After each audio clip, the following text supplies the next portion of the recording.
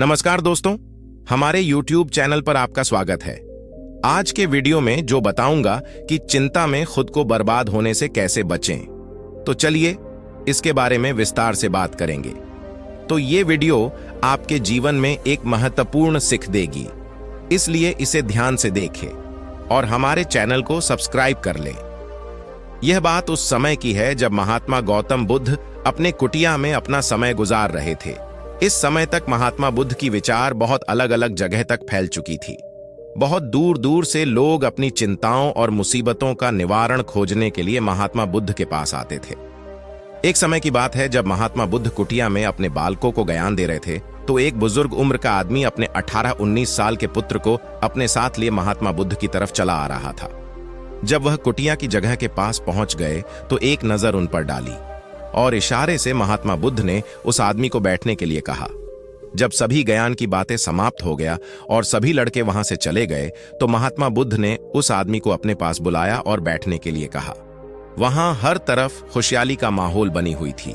मौसम भी बहुत अच्छा था और अलग अलग तरह के पक्षियों की आवाजें निकल रही थीं।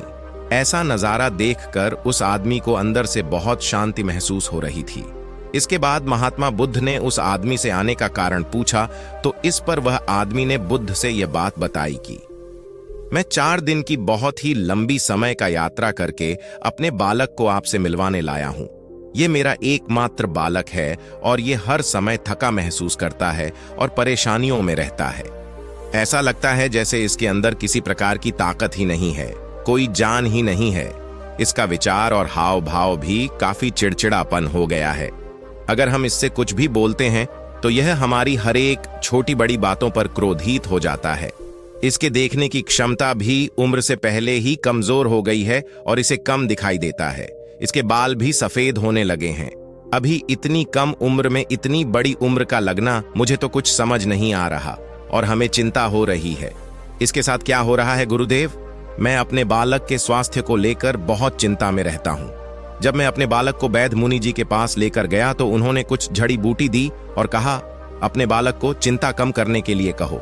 वो अपने मन में बहुत अधिक चिंता कर लेता है, इसलिए उसकी ऐसी स्थिति हो गई है। लेकिन मुझे उसको बहुत समझाने के बाद भी उसे चिंता का मतलब समझ नहीं आया। हमें नहीं मालूम कि चिंता होता क्या है, ये किन परिस्थितियों से आता है और मैं उसे कैसे अपने बालक के मन से हटाऊं। लेकिन हमें सबसे पहले तो ये जानना है कि चिंता होता क्या है। इसीलिए महात्मा, मैं आपके चरणों में आया हूं। कृपया आप मेरी परेशानियों का कुछ न कुछ निवारण कर दीजिए। यह बात सुनकर महात्मा बुद्ध उसके लड़के को बड़े गौर से देखते हैं, उसके मुंह को देखते हैं, उसकी आंखों को देखते हैं और फिर उसके हाथों की नश को भी देखते हैं। यह सारी नियम करने के बाद महात्मा बुद्ध उस आदमी से बोलते हैं, चिंता करना तो कोई नहीं चाहता, लेकिन फिर भी यह चिंता लोगों के विचार को दीमक की तरह पकड़ लेता है और इंसान जान भी नहीं पाता कि वह चिंता में जी रहा है। लेकिन अगर इंसान चिंता के बारे में अच्छे से जान लेता है और चिंता के बारे में कोई ऐसा परिस्थिति बना लेता है जिससे वह जान सकें कि वह कितना चिंता में जी रहा है, तो वह इस मुसीबत का निवारण भी निकाल सकता है। सबसे पहले तो तुम यह जानो कि चिंता होता क्या है। जब भी कोई इंसान कुछ काम कर रहा होता है लेकिन उसका दिमाग में कुछ दूसरा चीज चल रहा होता है, वह सपनों में होता है, तो उसके शरीर और दिमाग के बीच एक दूरी बन जाती है। यह दूरी जितनी ही अधिक होगी, इंसान उतनी ही ज्यादा ख्यालों की ओर होता है और उसका तन और दिमाग के बीच की इसी दूरी, इसी खिंचाव को चिंता कहा जाता है। आखिर कोई मनचाहा खेल खेलने के बाद इंसान फुर्तीला और खुशियों से क्यों भर जाता है, जबकि उसने तो अपने शरीर को मेहनत कराया है। लेकिन जानने वाली बात यह है कि खेलते समय दिमाग और शरीर एक साथ पूरी तरह से उस खेल में आकर्षित होता है, जिससे शरीर और दिमाग के बीच दूरी पैदा नहीं होती और कोई चिंता भी पैदा नहीं होता। और अगर मन में कोई चिंता था तो भी वह निकल जाता है। मगर इसके उल्टा, जब हम कोई ऐसा कार्य करते हैं जो हमें पसंद नहीं है, तो हमारा शरीर तो उस काम को कर रहा होता है, लेकिन हमारा दिमाग कहीं दूर ख्यालों में विचलित हो रहा होता है, जिससे शरीर और दिमाग के बीच एक दूरी बन गई हो और चिंता का विषय ने दिमाग में घर कर लिया हो। इसीलिए इंसान को एक समय पर सिर्फ एक ही कार्य करना चाहिए और अपने शरीर और दिमाग की सारी ऊर्जा उसी एक कार्य पर लगा देनी चाहिए जिससे इंसान के अंदर चिंता पैदा ही ना हो। इसके बाद महात्मा बुद्ध ने कहा, चिंता पैदा होने के मुख्य 8 कारण होते हैं और जिसने इन कारणों को समझ लिया वो जिंदगी भर चिंता मुक्त रह सकता है। मुख्य कारणों में सबसे पहला कारण है ज्यादा विचाराधीन होना। विचाराधीन होना अच्छी बात है, लेकिन क्या कभी आपने इस बात पर ध्यान दिया है कि व्यक्ति के सपना कभी पूरी ही नहीं होते? उसका एक सपना पूरा हुआ नहीं कि वह दूसरे की तरफ भागने लगता है, दूसरा पूरा हुआ तो तीसरे की तरफ, और इस तरीके से वो अपने लक्ष्यों को प्राप्त करने के लिए जीवन भर इधर उधर घूमता रहता है। इसीलिए जो इंसान ज्यादा विचाराधीन होता है, जिसने बड़े बड़े लक्ष्य बनाए होते हैं, वह वर्तमान में कभी रह ही नहीं पाता। उसका दिमाग हमेशा भविष्य की योजनाएं बनाने में ही खोया रहता है। उसका शरीर तो वर्तमान में रहता है, लेकिन उसका दिमाग भविष्य में ही रहता है। उसका मन, जिससे दिमाग और शरीर के बीच दूरी पैदा हो जाती है और वह चिंता भरी जीवन जीने लगता है। महात्मा बुद्ध के मुंह से यह बात सुन उस व्यक्ति ने कहा, गुरु, तो फिर इसका मतलब है कि हमें लक्ष्य नहीं बनानी चाहिए, क्योंकि लक्ष्य बनाना भी तो महत्वाकांक्षा ही है।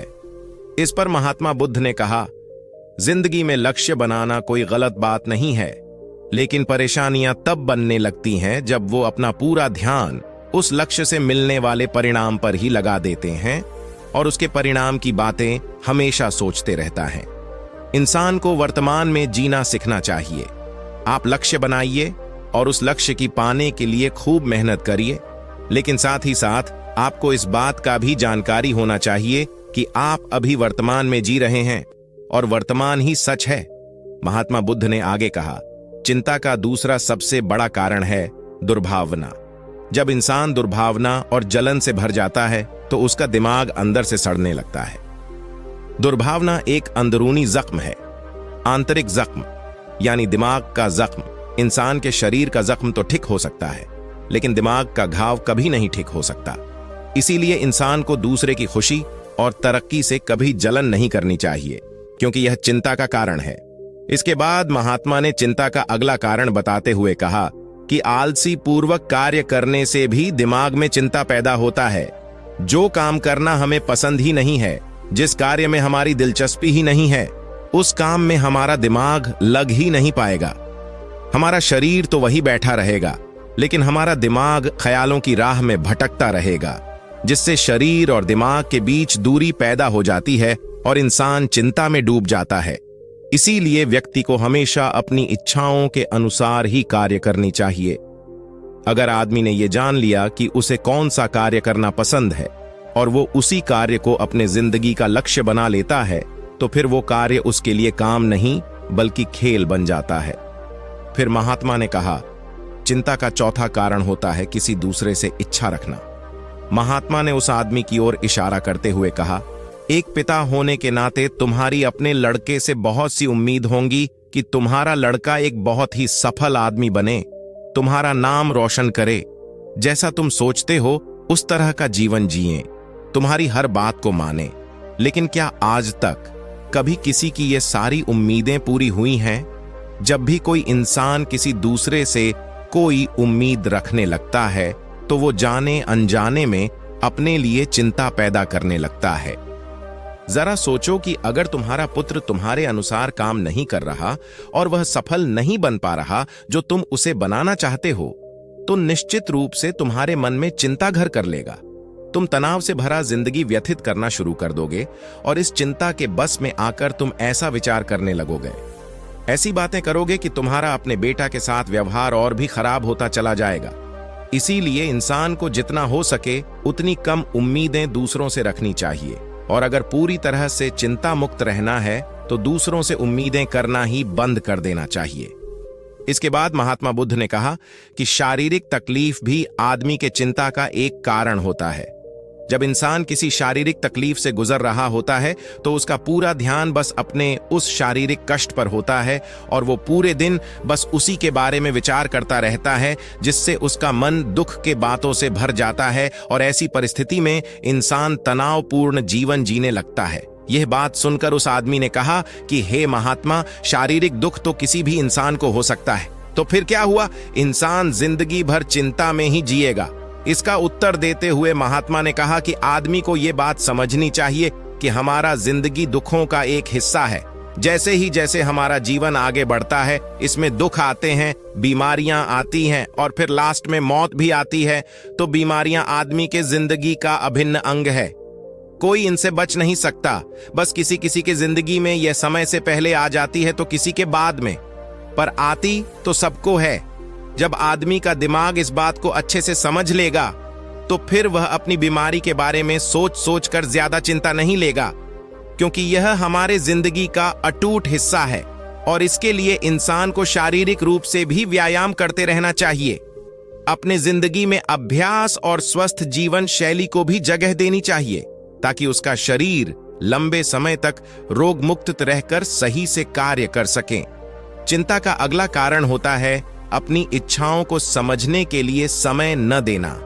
कुछ लोगों के मन में कोई विचार आया नहीं है कि वो बिना सोचे समझे उस पर कार्य करना शुरू कर देते हैं, और जब उस कार्य में उन्हें असफलता मिलती है तो वह चिंता से भर जाते हैं, क्योंकि उन्होंने उस कार्य को शुरू करने से पहले उसके बारे में पूरी जानकारी जुटाई नहीं थी। व्यक्ति को कोई भी कार्य चालू करने से पहले उसके अच्छे और खराब परिणामों के बारे में ठीक से सोच विचार कर लेना चाहिए। आदमी को इस बारे में भी विचार कर लेना चाहिए कि अगर ये इच्छाएं सफल नहीं हुई तो फिर इसके बाद मैं क्या करूंगा। इसलिए इंसान को अपनी इच्छाओं को ठीक से समझने के लिए पूरा समय देना चाहिए, ताकि बाद में उस इच्छाओं की वजह से चिंता पैदा न हो। चिंता का 7वां सबसे बड़ा कारण होता है टाल मटोल करना, आज के कार्य को कल पर टालना। आप लोगों ने ये कहानी तो सुनी होगी कि आलसी आदमी के शरीर का सबसे बड़ा दुश्मन है। आदमी आलस्य की वजह से आज के कार्य को कल के लिए टाल देता है, और फिर कार्य को टालना उसकी आदत बन जाती है।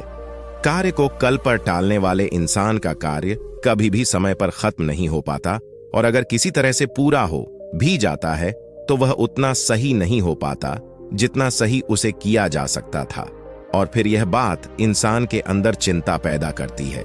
लेकिन कार्य को टालना या कार्य को एकदम अंत समय पर करना एक आदत है। इसीलिए इंसान ना चाहते हुए भी बार बार अपनी इस आदत का जाल में फंस जाता है और कार्य को टालता रहता है, और फिर जब काम की अवधि नजदीक आ जाती है तो वह चिंता से भरकर कार्य को पूरा करने का कोशिश करता है। इसीलिए चिंता से मुक्त रहने के लिए इंसान को कार्य को टालने की आदत छोड़नी पड़ेगी, और यह तभी संभव है जब आदमी कार्य को समय से पहले खत्म करने का सुनिश्चित करे। सबसे आखिरी और सबसे महत्वपूर्ण कारण जो चिंता का होता है वो है ज्यादा सोचना। लगातार सोचते रहना भी एक बीमारी है, और यह उस इंसान में सबसे ज्यादा मिलता है जो बेवजह सोचते रहते हैं, जो बीती हुई की घटनाओं और भविष्य की बातों के बारे में बार बार सोचता रहता है, जो बिना विचार के अनुमान लगाता रहता है। इसीलिए इंसान को ज्यादा सोचने की आदत पर नियंत्रण लगाना चाहिए। इसके लिए जितना हो सके खुद को कार्य में ध्यान रखना चाहिए, और हर दिन व्यायाम का अभ्यास करने को अपने जिंदगी का हिस्सा बना लेना चाहिए। महात्मा के ज्ञान से यह सारी बातें सुनकर उस आदमी ने हाथ जोड़कर कहा, महात्मा, मेरा बेटा तो अभी मात्र 18 साल का ही है, और इसमें अभी इतनी समझदारी भी नहीं है कि यह आपकी बताई सारी जानकारी का एक साथ ध्यान में कर सकें। आप कृपया करके चिंता मुक्त रहने का कोई सरल सा नियम बता दें, जिससे मेरा पुत्र उसका पालन भी कर सके और चिंता मुक्त भी रह सके। उस आदमी की यह निवेदन सुन महात्मा ने कुछ सोचते हुए उत्तर दिया, अगर तुम इतनी सारी नियमों का अनुसरण नहीं कर सकते तो इसके लिए एक बहुत ही सरल नियम है। तुम एक समय में एक कार्य को करने पर दिमाग लगाओ और भी कार्य कर रहे हो, उस समय पर सिर्फ उसी कार्य को करो, सिर्फ उस पर ही अपना पूरा दिमाग लगाओ, और अगर तुम्हारा दिमाग इधर उधर विचलित हो जाता है तो जैसे ही तुम्हें ख्याल आए उसे वापस फिर उसी कार्य में लगा दो। यह सबसे सफल और अच्छा नियम है चिंता मुक्त रहने का। जब तुम भोजन ग्रहण करो तो उस समय सिर्फ अपना भोजन ही करो, उस भोजन का पूरे विटामिन को अपने अंदर लो, उसे अनुभव करो। जब टहलो तो अपना पूरा दिमाग सिर्फ टहलने में लगा दो। इससे तुम्हारा दिमाग और तुम्हारा शरीर दोनों एक जगह पर नियंत्रित रहेंगे, दोनों के बीच दूरी नहीं बनेगी। जो कि चिंता का मुख्य वजह होती है। मित्रों, आज की नवयुवक पीढ़ी एक ही समय पर बहुत अनेक 2-3 काम करने के आदत बना चुके हैं, जैसे मोबाइल पर बात करते हुए वाहन चलाना, भोजन करते हुए फोन देखना, ये मोबाइल चलाना, और फिर इनकी शिकायत रहती है कि मैं चिंतापूर्ण जीवन जी रहा हूं, मेरा दिमाग शांत नहीं रहता है, मैं क्रोधित सा हो गया हूं। जब कोई इंसान एक ही समय पर 3-4 कार्य करेगा तो चिंता बनना होना तो आम बात हो जाती है, क्योंकि मन तो एक समय पर पूरा ध्यान लगाकर सिर्फ एक ही कार्य को कर सकता है। पूरा तरह से एक ही समय पर 2 कार्यों पर दिमाग कभी नहीं लग सकता। इसीलिए जहां तक उचित हो सके एक समय पर सिर्फ एक ही कार्य करने का कोशिश करें, वो भी पूरे दिमाग के साथ। महात्मा बुद्ध की यह सब बातों को ध्यान में रखकर वह आदमी वापस चला जाता है और वह निर्णय लेता है कि अब से हमें बुद्ध के द्वारा बताए गए बातों को पालन करना है और हमें चिंता मुक्त रहना है। तो दोस्तों, उम्मीद करता हूं कि आपको अच्छी सीख मिली। ये वीडियो आपको कैसी लगी हमें कमेंट बॉक्स में कमेंट करके जरूर बताएं, और इस वीडियो को अपने मित्रों और परिवार के साथ जरूर शेयर करें और हमारे चैनल को सब्सक्राइब जरूर कर लें। नमो बुद्धाय।